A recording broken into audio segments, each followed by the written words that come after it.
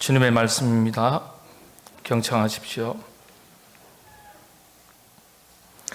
오순절 날이 이미 이름에 그들이 다 같이 한 곳에 모였더니 호련히 하늘로부터 급하고 강한 바람 같은 소리가 있어 그들이 앉은 온 집에 가득하며 마치 불의 혀처럼 갈라지는 것들이 그들에게 보여 각 사람 위에 하나씩 임하여 있더니 그들이 다 성령의 충만함을 받고 성령이 말하게 하심을 따라 다른 언어들로 말하기를 시작하니라.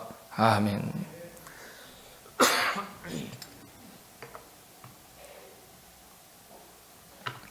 한번 생각해 보시죠.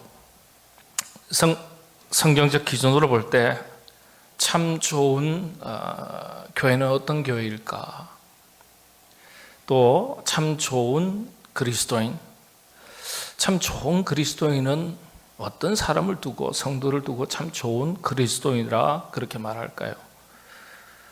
그리고 또 우리가 가정을 기준으로 볼 때 참 좋은 가정은 어떤 가정을 두고 참 좋은 가정이라고 그렇게 말할까요?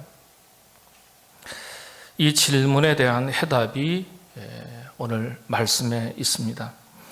오늘 말씀은 성령 강림주일입니다. 교회사를 기준으로 할 때 오늘이 교회 생일날입니다. 오순절 마가 다락방에 성령님께서 뜨겁게 역사하신 것을 기준으로 초대교회가 탄생이 되었습니다. 그리고 2000년의 세월이 흘렀습니다. 하나님의 역사를 크게 세 가지 시대로 구분을 합니다. 구약 시대는 성부 하나님의 시대다 그렇게 말합니다. 하나님께서 하나님 아버지로서 일하시던 시대, 역사하신 시대입니다. 신약 시대는 성자 하나님의 시대로 예수님께서 하나님의 아들로서 역사하신 시대를 말합니다. 그리고 예수님 이후에 지금까지 우리 시대를 가리켜 성령 하나님의 시대다 그렇게 말합니다. 성령 강림절을 기준으로 교회가 탄생했기 때문에 교회 시대다 그렇게 말합니다. 그래서 좋은 교회, 좋은 그리스도인의 기준을 알려면 성령님에 대해서 바르게 아는 것이 필요합니다. 왜냐하면 오늘 우리 시대가 성령 시대 그리고 교회 시대이기 때문에 그렇습니다. 오늘은 성령 강림주일로서 성령님에 대해서 간단하게 살펴보도록 하겠습니다. 성령님을 가리켜 여러 가지로 표현을 하고 있지만은 성령님을 이해하는 데 있어서 교회 성경 기준으로서는 핵심이 세 가지입니다. 보혜사, 그리고 불, 그리고 열매. 왜냐하면은 이 보혜사, 불, 그리고 열매를 가지고 자세하게 성령님을 설명해 두었기 때문에 그렇습니다.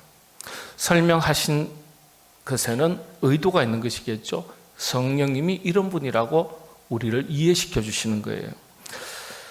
오늘은 보혜사에 대해서 살펴보겠습니다. 성령님을 가리켜 성경은 여러 가지로 사실 표현하고 있습니다. 아버지의 영이다, 주의 영이다, 아주 대표적인 표현들입니다. 그리고 진리의 영이다, 회개의 영이다 이렇게도 설명을 합니다.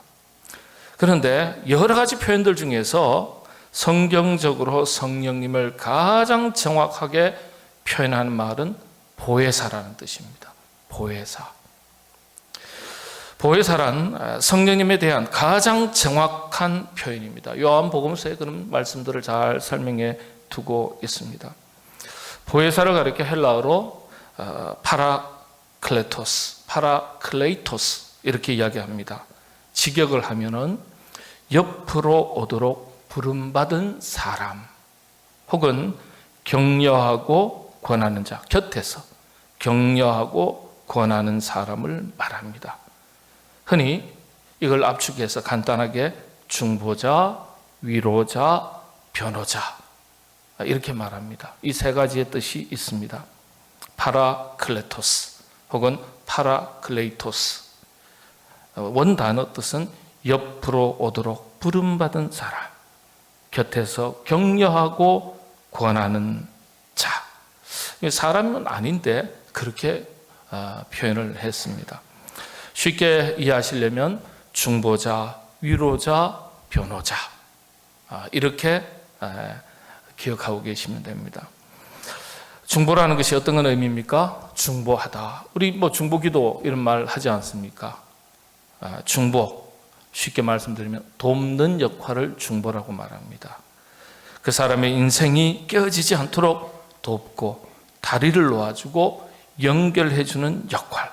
예수님이 중보자, 우리의 영원한 중보자 되신 예수 그리스도, 그렇게 얘기하지 않습니까? 우리를 도와주시는 분, 우리와 하나님 사이를 연결해 주시는 분, 다리를 놓고 연결해 주시는 분, 그런 뜻입니다.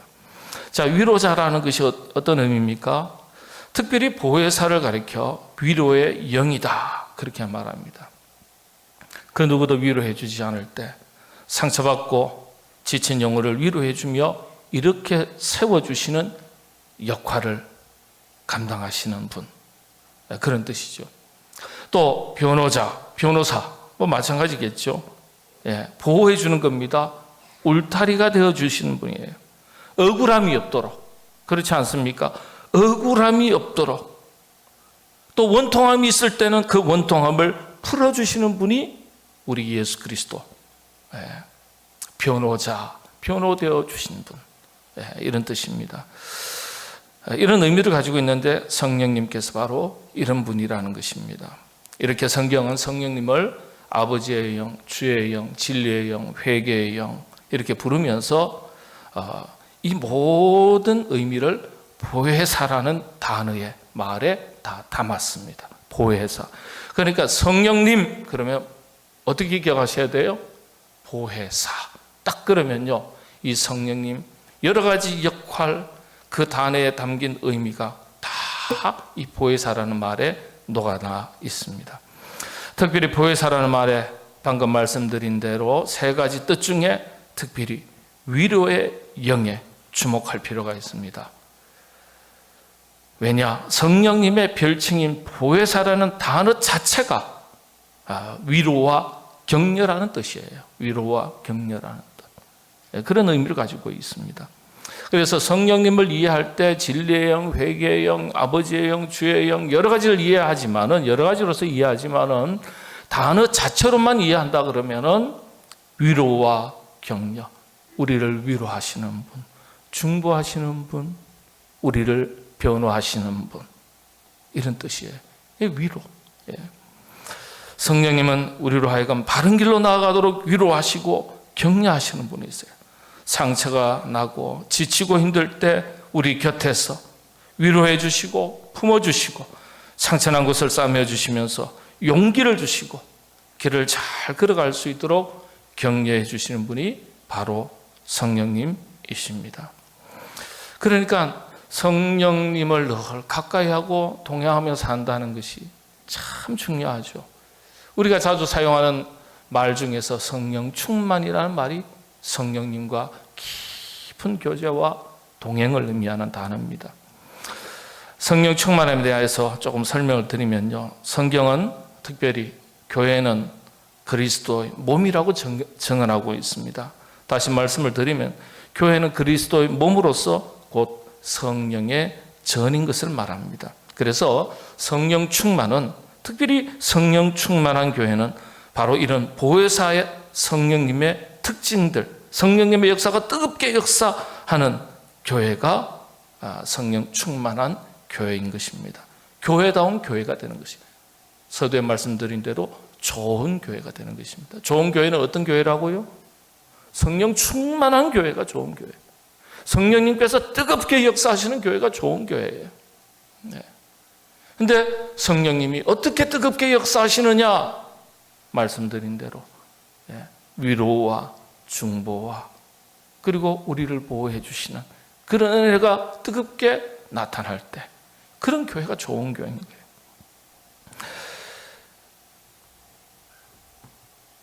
그래서 성령 충만한 그리스도인은 어떤 그리스도인인가? 또 우리가 가정이라는 기준을 놓고 볼 때 성령 충만한 가정은 어떤 가정인가? 성령 충만한 교회는 어떤 교회인가? 답은 간단해요. 성령님이 이런 분이라고 성경이 가르쳐 주셨으니까 이런 보혜사 성령님의 특징들, 모습들이 우리 안에, 우리가 작은 교회니까 우리 교회 공동체 안에, 그리고 우리 가정 안에 가득하면, 잘 드러나면 성령 충만한 가정이 되고 성령 충만한 교회가 되고 성령 충만한 그리스도인이 되는 것입니다. 이 성령 충만이에요. 성령님이 보혜사라는 기준에서 볼 때 조금 더 좋은 교회, 좋은 가정, 좋은 그리스도인이 어떤 것인지 조금 더 살펴보겠습니다. 먼저 좋은 가정을 한번 생각해 보시죠. 교회를 가리켜 어거스틴, 켈빈 같은 분은 어머니의 품이다 이렇게 설명을 했습니다. 어머니의 품은 어떤 것입니까? 생명의 호흡을 시작한 자리가 어머니의 품이에요. 생명을 그리고 유지하던 곳이 어머니의 품입니다. 어머니의 품은 그래서 우리의 생명을 시작한 자리, 세상에서 가장 안전한 자리, 가장 행복한 자리, 가장 따뜻한 자리가 바로 어머니의 품입니다. 그래서 1차적으로 우리의 가정이 이래야 돼요. 우리의 가정이 어머니 품과 같아야 돼요. 울고 싶을 때 언제든지 달려가서 울 수 있는 곳이 가정 아니겠습니까? 어릴 때 속상하고 억울한 게 있으면 어머니의 품으로 달려가서 안깁니다. 위로받고 싶고 쉬고 싶은 거예요. 그렇게 우리의 가정이 세상살이에 힘들고 지치는 일이 많아도 가정에 가면 홈 스윗 홈, 쉼을 얻을 수 있고 힘을 얻을 수 있는 그런 가정, 그런 가정이 행복한 가정인 거죠.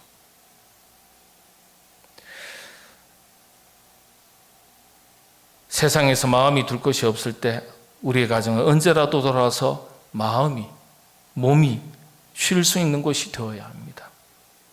그런 평안한 가정이 제대로 된 가정이겠죠. 어머니의 품과 같은 가정이기 때문에. 이런 가정이 좋은 가정이에요. 여러분의 가정이 이와 같은 가정이 될 수 있기를 바랍니다. 이런 은혜가 넘치면, 그리고 예수님을 믿는 것으로 기준해서 이런 가정이 되면 성령 충만한 가정이에요. 왜냐, 가정 자체가 하나의 또 다른 작은 교회가 될 수 있기 때문에. 우리 교회가 그렇죠.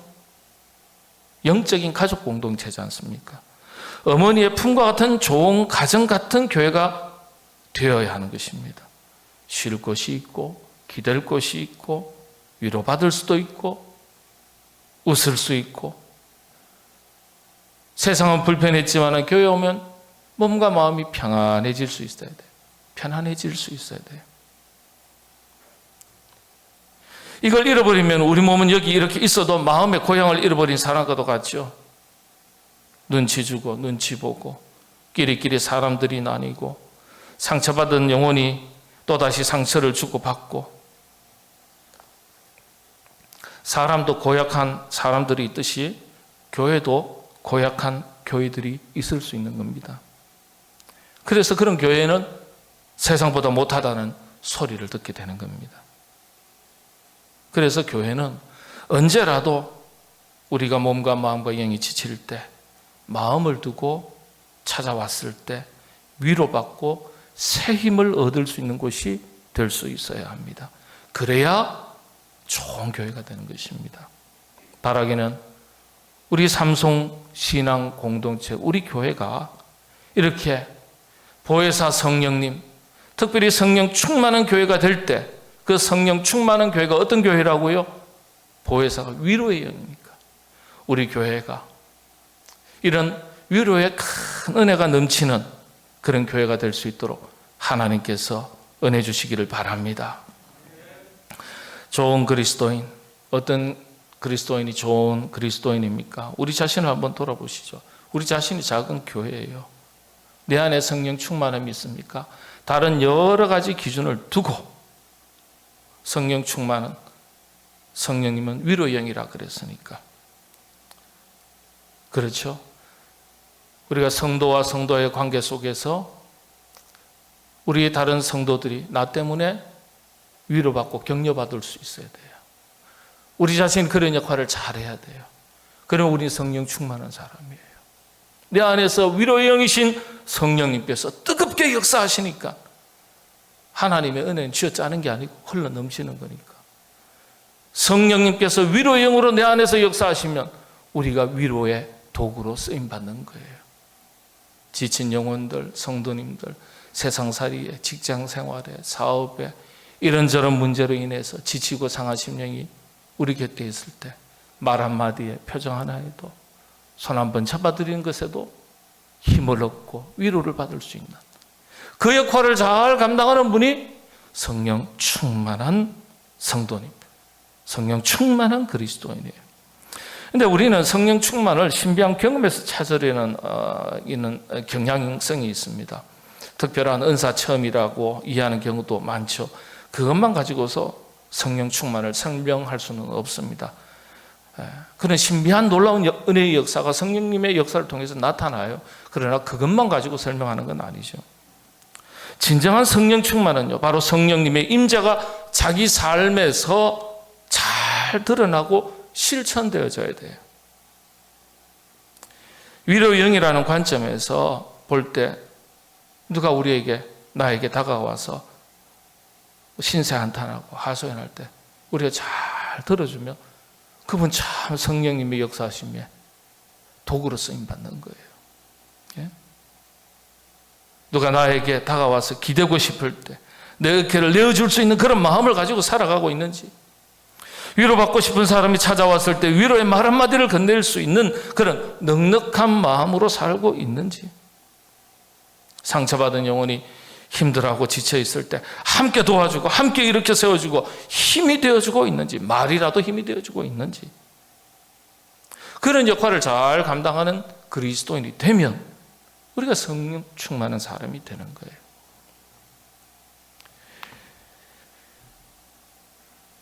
힘들고 어려운 일을 만났을 때 세상은 원래 다 그래, 뭘 그거 가지고 그래,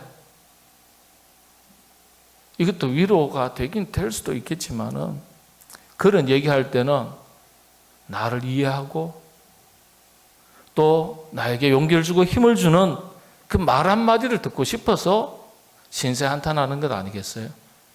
야, 얼마나 힘들겠냐, 고생하셨네, 아이고 힘내세요, 하나님 도와주실 거예요, 보이지 않는 손으로 도와주실 거예요. 이런 위로의 말을 듣고 싶은 거예요. 여러분들이 그와 같은 역할을 잘 감당하시는 성령 충만한 하나님의 권속들 다 되시기를 바랍니다. 세상살이, 인생살이에 수많은 지친 영혼들이 참 많은 세상입니다. 자신의 가정에서부터 쉼을 얻고 누릴 수 있어야 되겠죠. 여러분의 가정이 그런 가정이 되시기를 바랍니다. 우리 교회와 우리 교회가 그와 같은 교회가 될 수 있기를 바랍니다. 우리 자신이 바로 그와 같은 성령님께서 쓰시는, 성령님께서 위로의 도구로 쓰시는, 성령님께서 일하시고 역사하시는 성령 충만한 하나님의 백성들 다 되시기를 바랍니다. 이런 교회가, 이런 그리스도인이 바로 성령 충만한 교회, 성령 충만한 그리스도인입니다. 에이든 윌슨 토저, 이 시대의 마지막 선지자라고 그렇게 일컬음을 받는 훌륭한 목사님이라고 말씀을 드렸습니다. 이분이 성령님을 자신의 다분히 주관적인 경험이지만 그 경험 속에서 고백되어진 그 고백이 참 성경적이에요. 이분이 그렇게 소개를 합니다. 나를 어떠한 위협 가운데서도 끝까지 지켜주시는 분, 나를 어떠한 위협 가운데서도 끝까지 지켜주시는 분, 이 속에 위로가 있고 격려가 있고 샘을 부어주시고 방패막이가 되어주시고 보호자가 되어주시는 이 성령님의 특징들을 잘 표현한 것이죠. 여러분, 우리의 가정이 가족관계가 그래야 되고, 성도와 성도와의 관계가 그래야 되고, 그렇지 않습니까?